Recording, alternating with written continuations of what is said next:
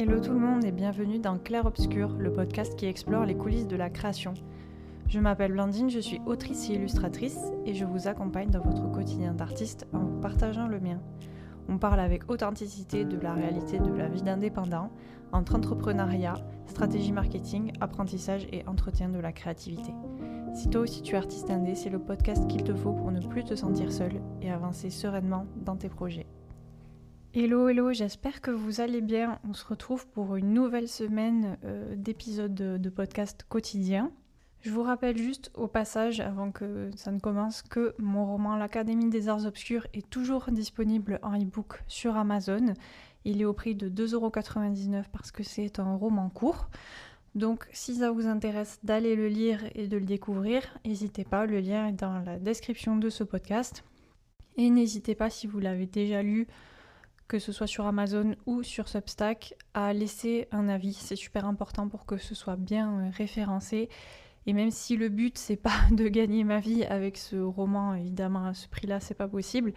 Mais c'est juste de faire connaître un peu plus la saison 1, histoire que la saison 2, que je vais publier bientôt, fonctionne elle aussi. C'est super important pour moi. Et ça rejoint un peu ce dont on va parler aujourd'hui, puisqu'on va parler de ma carrière d'autrice, entre guillemets, et de mes projets d'écriture pour 2025. La semaine dernière, je vous avais expliqué que j'avais certains doutes concernant ma carrière d'illustratrice, même si voilà, il n'est pas du tout question que j'arrête pour l'instant, mes prestations sont toujours ouvertes, etc. D'ailleurs, je prends aussi des commandes pour le mois de février. J'ai 1 à 2 créneaux selon ce que vous demandez. Et je fais plein de choses diverses et variées. Vous pouvez aller voir sur mon compte Instagram, je poste plein de trucs là-dessus. Mais bref, voilà, j'avais certains doutes et du coup, j'ai décidé d'un peu plus me consacrer cette année à l'écriture, puisque l'année dernière, je l'ai beaucoup plus consacrée à l'illustration en tant qu'activité professionnelle. Et là, j'aimerais bien faire pareil cette année pour l'écriture, donc vraiment m'y consacrer de façon professionnelle. Et ça va passer par tout un tas de choses qui sont différentes, avec différents projets de romans et aussi différents canaux de revenus et différentes plateformes. Mais je vais vous expliquer tout ça parce que le but, c'est pas de mettre tous ses œufs dans le même panier et c'est que c'est aussi compliqué de vivre que de la publication en maison d'édition, par exemple, surtout quand on est une jeune autrice comme moi et qu'on n'est pas du tout connue encore. La première chose que je vais mettre en place, c'est l'Académie des Arts Obscurs, qui est déjà mis en place, qui est déjà sur Substack, qui est en fait, normalement, vous le savez si vous me suivez depuis un moment, un roman feuilleton que je poste du coup sur Substack en format newsletter entre guillemets, c'est-à-dire que je poste un chapitre et vous le recevez toutes les semaines dans votre boîte mail ou sur l'application Substack si vous ne voulez pas surcharger votre boîte mail. Et du coup, j'ai publié la saison 1 l'année dernière qui a plutôt bien marché. Et je vais publier la saison 2, je pense, début mars. Et donc, ce sera complètement payant cette année. Normalement, je vous l'ai expliqué aussi la semaine dernière dans un autre épisode. Donc, je vous mettrai aussi le lien dans la description qui parle des changements sur ma newsletter, où je vous explique pourquoi je fais ce choix. Et je vous le redis juste vite fait. C'est parce que j'ai besoin de gagner ma vie, tout simplement. Et j'aimerais vraiment vivre de l'écriture, ou en tout cas que l'écriture soit une source de revenus intéressante, que ce soit pas ridicule, que je gagne pas 2€ par mois avec l'écriture. Donc la première chose que j'ai mis en place, c'est ça. Et donc là, ça passe par deux choses. Ça passe par le roman qui est sur Amazon, même si je sais que honnêtement, ça risque de pas trop fonctionner. Et l'abonnement à la plateforme Substack. Donc là, pour revoir les chapitres du coup de la saison 2 et avoir aussi accès aux archives de la saison 1, si vous préférez le lire sur Substack, et d'autres choses encore, comme par exemple une série audio, etc. Je sais que ça peut être un peu confusant que j'ai mis le tome 1 à la fois sur Amazon et sur Substack, mais c'est juste pour vous donner le choix de ce que vous préférez faire, parce que sur Substack, c'est un format abonnement, donc un peu comme une plateforme type Patreon ou Tipeee, ce genre de truc. Vous pouvez payer et en échange, vous avez des contreparties. Et donc là, la contrepartie, que ce soit dans l'abonnement mensuel ou annuel, c'est d'avoir accès au chapitre de ce roman et à plein d'autres choses. Mais ce format abonnement, il n'est pas pour tout le monde. En tout cas, ça peut Ça peut ne pas vous convenir, mais si vous avez quand même envie de lire la saison 1 et que cette saison 1 vous appartienne, que ce soit parce que vous n'aimez pas lire en ligne, que ce soit parce que le fait que tous les chapitres soient séparés, c'est un peu chiant, etc. Ou juste que vous avez envie que l'e-book soit à vous, en fait, que vous le possédiez quoi qu'il arrive sur la plateforme Substack, ben c'est possible et c'est pour ça qu'il est sur Amazon, comme ça vous pouvez l'acheter et il est définitivement à vous. C'est juste pour proposer ces deux solutions, histoire que tout le monde puisse s'y retrouver, en tout cas que le maximum de personnes puissent s'y retrouver. Mais ça concerne que la saison 1, puisque c'est la seule saison qui est sortie pour l'instant. Et la saison 2, je sais que je parle de saison et d'épisodes, c'est pour ça que ça peut être aussi un peu embrouillant. Mais en gros, c'est des chapitres et c'est des tomes. C'est juste que dans ma tête, c'est plus une série. Et c'est pour ça que je parle d'épisodes et de chapitres, parce que j'ai plus l'impression que ça correspond à ça, sachant que dans l'idée de tome, il y a aussi l'idée de suite, alors que là, les intrigues sont complètement séparées, il y a juste l'univers qui reste le même, donc ça se passe toujours dans la même académie de magie sur une île de la côte italienne, mais l'intrigue de la saison 1 n'a rien à voir avec celle de la saison 2, et vous pouvez totalement découvrir la saison 2 sans avoir lu la saison 1. C'est aussi pour ça que je sépare les deux, histoire que vous puissiez juste choisir, faire votre truc à la carte et faire ce qui est le plus intéressant pour vous. Si ça vous intéresse pas de repartir de la saison 1, vous pouvez directement découvrir la saison 2 sur Substack. Il n'y a pas de problème, je replacerai tout l'univers, tous les personnages, etc. Donc vous pourrez vraiment redécouvrir la nouvelle intrigue. Nouvelle intrigue qui parlera d'ailleurs de sujets beaucoup plus, pas profonds parce qu'il y avait quand même des thèmes assez marquants dans la saison 1, mais avec une intrigue politique qui est beaucoup plus développée et aussi une intrigue magique qui est plus développée, c'est-à-dire que je vais vraiment plus développer l'univers que dans la saison 1. Ce sera sans doute un peu plus long le roman, je ne sais pas encore puisque je suis en cours d'écriture, voilà. Et il y aura aussi beaucoup plus d'intrigues secondaires, notamment de romances entre les personnages. Donc voilà, pas mal de trucs et ça risque d'être assez intéressant puisque, pour vous pitcher vite fait, ça raconte l'histoire d'une école de magie concurrente qui veut faire couler l'école d'Orphea, la sorcière, la directrice de l'école. Voilà. Ça, c'est le premier projet. J'aimerais beaucoup que ça fonctionne parce qu'en plus, Substack, c'est une plateforme qui est vraiment géniale, je trouve, qui permet à la fois pour moi de poster et d'avoir un rythme régulier et d'avoir un format qui m'intéresse parce que, par exemple, je déteste Wattpad. Je n'aime pas du tout ni publier ni lire là-dessus. C'est vraiment... j'aime pas. Alors que sur Substack, ça me correspond beaucoup plus. Et comme il y a deux formules d'abonnement qui sont l'abonnement mensuel et l'abonnement annuel, ça fait que soit vous pouvez acheter l'abonnement annuel et vous avez accès à tous les épisodes au prix de 15 € par mois, je crois. Pour l'instant, l'offre de lancement, c'est ça. Peut-être que ça va augmenter, peut-être pas. J'ai pas encore décidé, mais en tout cas, pour l'instant, c'est 15 € par an. Je crois que j'ai dit par mois tout à l'heure, mais c'est par an. Et comme ça, vous avez vraiment accès à tout au prix d'un roman classique, quoi. Et c'est ça que je trouve pas mal. Et si jamais vous n'avez pas les moyens ou vous voulez juste tester, vous avez l'abonnement mensuel qui est à 2,50 €. Donc là encore, c'est vraiment pas cher. Et vous pouvez lire tous les épisodes qui sont sortis au moment où vous prenez l'abonnement. Et ça permet aussi d'agir comme une sorte de petit tips si vous voulez juste me soutenir ponctuellement sans investir énormément d'argent. Voilà, c'est possible. Et j'aime bien ce côté flexibilité, même je sais que voilà, ça peut être un peu confus pour les gens quand je présente le projet. Mais en fait, c'est très simple. Vous pouvez juste laisser un tips mensuel ou avoir un abonnement à l'année ou acheter la saison 1 en e-book. Et c'est pas non plus excluant. Vous pouvez acheter la saison 1 en e-book pour l'avoir et après lire la saison 2 sur le Substack en vous abonnant. Voilà, c'est pas du tout contradictoire. Vu le prix du e-book, je pense pas que ce soit non plus un gros coût pour vous. Mais bref, après chacun fait comme vous voulez et comme vous pouvez.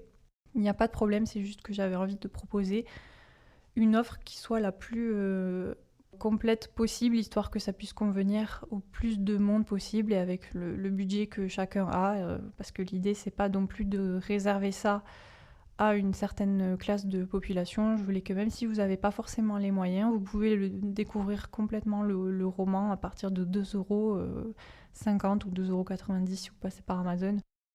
Ça, c'est mon premier gros projet. Ensuite, il y a un deuxième gros projet qui arrive normalement cet été, qui est du coup la publication de mon premier roman en maison d'édition.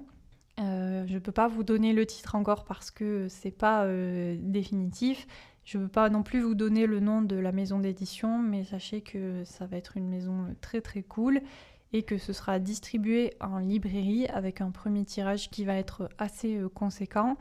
Donc j'espère que ça va être un beau projet. En tout cas, j'ai vraiment confiance en ma maison et en mes éditrices pour porter le texte, pour faire la com qu'il faut et pour le faire vivre sur le long terme. Donc ça, c'est vraiment très cool. J'espère très honnêtement que ce roman trouvera son public et qu'il aura du succès. Voilà, j'aimerais beaucoup que ça fonctionne, tout simplement. Et que ça fonctionne même très bien. Je ne sais pas du tout à quel point ça peut plaire ou pas. Parce que juste pour vous pitcher rapidement, c'est un roman de fantasy qui se passe à huis clos sur un navire. Après une sorte d'effondrement écologique, les gens sont partis sur des bateaux et naviguent en bateau du coup pour survivre. Et il y a plein d'intrigues qui découlent de ça évidemment, mais ça je vous laisserai découvrir dans le roman puisqu'on n'a pas encore non plus écrit le pitch officiel, le résumé officiel, etc. Donc je veux pas trop en dire. Mais voilà, je pense que ça peut être un roman qui peut plaire à beaucoup de personnes parce que moi vraiment je le trouve très intéressant. Je trouve qu'en termes de style, je me suis dépassée dans ce texte. Il y a vraiment des choses qui sont cool. Et même en termes d'intrigue, je crois que j'ai conçu un truc qui est à la fois assez complexe et assez simple dans le sens où j'ai pas restreint mes intrigues, mais en tout cas je les ai menées de sorte à pas trop me disperser dans le texte, et ça grâce aussi à la réécriture évidemment, parce que c'était pas forcément le cas au tout début, mais c'était un défaut de mes précédents romans, de lancer plein de pistes et de rien mener, de rien clôturer, qu'il y ait une intrigue qui remplace une suivante et que du coup on perde la première, etc. Alors que là vraiment ça se tient de A à Z et je pense que vous allez être très surpris de découvrir le roman du début à la fin, très clairement, parce que j'espère en tout cas que vous allez vous prendre des claques en termes d'intrigue et pas de prédictibilité, mais en tout cas d'originalité et d'impact émotionnel. J'espère que ce sera un roman qui sera fort. En tout cas, là, je suis en train de finir la réécriture et j'essaye de travailler en ce sens pour que ce soit vraiment cool pour vous. Moi, j'ai vraiment confiance en ce texte, vraiment, et ça m'arrive pas souvent de dire des choses comme ça, mais je trouve qu'il est très cool, que le worldbuilding est super, que le fait que ce soit sur un bateau, ça donne un côté très original au texte. Il y a plein de questions qui découlent de tout ça. Et bref, c'est un projet en lequel je crois beaucoup. Et comme j'ai dit, je crois aussi beaucoup en ma maison d'édition et je croise vraiment les doigts pour que ce projet soit le projet qui va lancer ma carrière d'autrice, parce que c'est quelque chose dont je rêve depuis un moment maintenant, d'être une autrice connue et reconnue, et que ça soit le début d'une longue aventure d'autrice, que ce soit avec cette maison d'édition ou potentiellement avec d'autres maisons d'édition. Mais c'est vrai que j'aimerais bien continuer à travailler avec cette maison d'édition parce que j'ai un tome compagnon de cette série que je suis en train d'écrire, enfin que j'ai commencé à écrire l'année dernière et que je vais continuer d'écrire une fois que j'aurai terminé la réécriture et que potentiellement j'aimerais signer avec cette maison d'édition, mais pour l'instant on n'en a pas encore parlé, donc il n'y a rien qui est acté, et puis de toute façon je préférais en avoir écrit au moins une bonne partie avant de le présenter à mon éditrice pour qu'on puisse en discuter. Mais dans l'idée, j'aimerais beaucoup écrire ce tome et signer aussi ce tome dans cette maison d'édition. Ça fait partie de mes projets pour cette année et potentiellement du coup pour l'année prochaine. Et la troisième chose, c'est que j'aimerais aussi beaucoup publier une de mes romances. Il faut savoir que l'année dernière, l'été dernier, j'ai écrit une romance paranormale Et j'ai commencé aussi une autre romance, cette fois contemporaine, que je suis en train de terminer, enfin que je vais aussi terminer une fois que j'aurai terminé la réécriture. Ça fait beaucoup de projets d'écriture. Mon planning, il est vraiment très très chargé. Mon nombre de mots que je suis censée écrire est scandaleux aussi, mais je crois que je peux le faire. L'année dernière, j'ai réussi à écrire 3 romans et demi. Donc je pense que je peux faire la même chose cette année et c'est ce que j'aimerais faire. Toujours dans la même idée de construire ma carrière d'autrice sur le long terme, histoire d'avoir des billes et de quoi placer, parce que tous les romans que j'écris seront pas bons et seront pas publiables, mais voilà, avoir un stock entre gros guillemets de choses que je peux présenter à des maisons d'édition ou que je peux retravailler pour potentiellement auto-publier. Et ça, du coup, c'est le dernier point qui découle de l'écriture de cette romance. Un de mes gros projets pour cette fin d'année, potentiellement, c'est de trouver une autre maison d'édition pour signer ce roman, cette romance.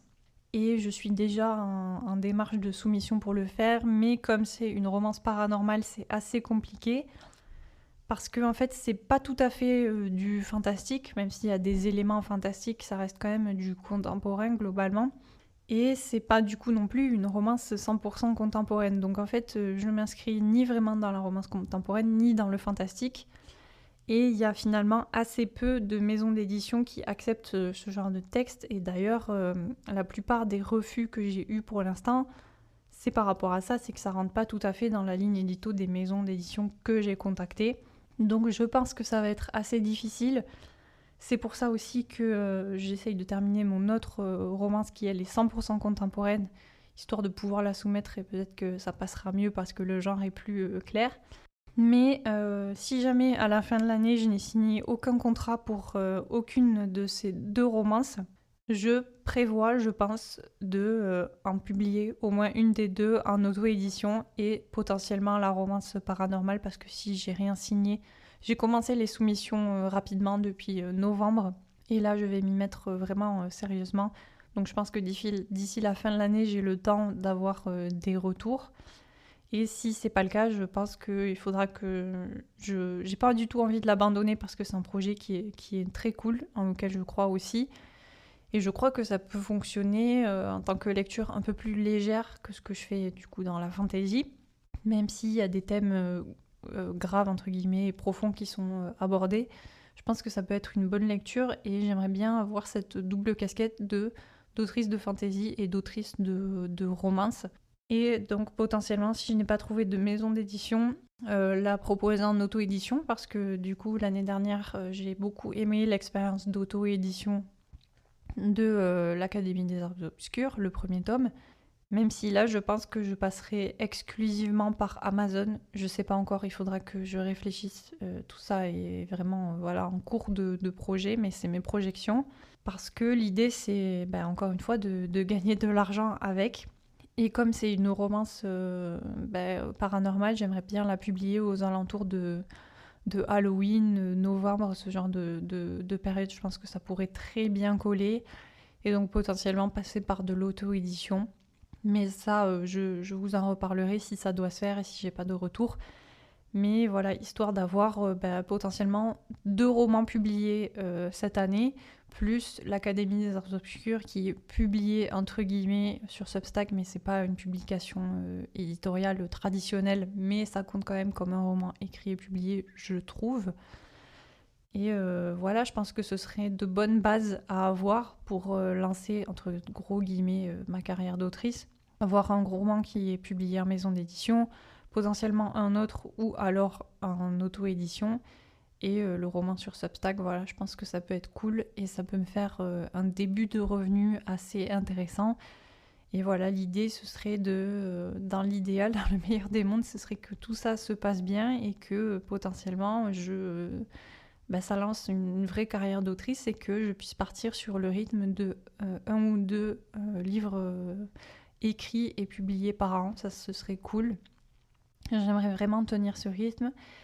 Et je pense que l'auto-édition de ma romance paranormale est l'option la plus probable et la plus intéressante dans le sens où j'aimerais bien voir ce que ça fait d'auto-éditer de A à Z un roman sur Amazon et de voir si le réseau lui-même et le site peuvent faire en sorte de me propulser un peu, histoire que la promo se fasse entre gros guillemets toute seule, mais que ça fonctionne et que voilà, ça marche là-dessus. Et que si c'est le cas, je puisse auto-publier comme ça un certain nombre de romans, parce que le truc, c'est que je suis une autrice qui est assez prolifique, je pense que vous l'avez compris dans cet épisode. J'écris entre 3 et 4 romans par an, en tout cas c'est le rythme que j'ai tenu les années précédentes. J'ai écrit 3 romans en 2023 et du coup 3 romans et demi, on va dire, en 2024.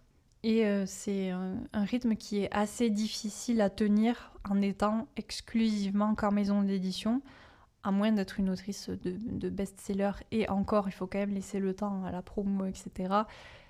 Donc je pense que être hybride et avoir une partie de ces romans qui passent en maison d'édition et l'autre que je publie en auto-édition, ça peut être une bonne idée, je pense.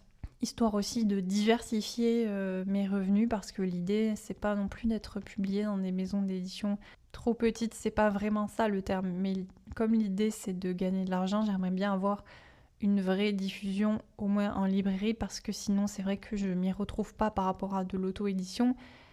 Et je pense que j'aurais plus moyen de gagner de l'argent avec de l'auto-édition. Donc je pense que ça peut être cool aussi pour moi de faire les deux, sachant que j'aime beaucoup aussi mener des projets moi-même. Donc faire ma propre couverture, faire ma maquette, etc. Faire la communication juste par moi-même et dépendre de personne, c'est un truc que j'aimerais bien aussi. Donc voilà, potentiellement mêler les deux, c'est un truc qui m'intéresserait et qui j'espère va se faire. En tout cas, on va voir si je suis signée dans aucune maison d'édition, ça se passera sans doute comme ça. Et j'espère en tout cas que ce sera, comme j'ai dit, le début d'une vraie carrière d'autrice. Je croise fort les doigts pour que mes romans marchent, que ce soit sur Substack ou du coup en maison d'édition et en librairie. Et voilà, ça fait beaucoup de points sur lesquels travailler cette année, beaucoup d'écriture à fournir, ça c'est sûr.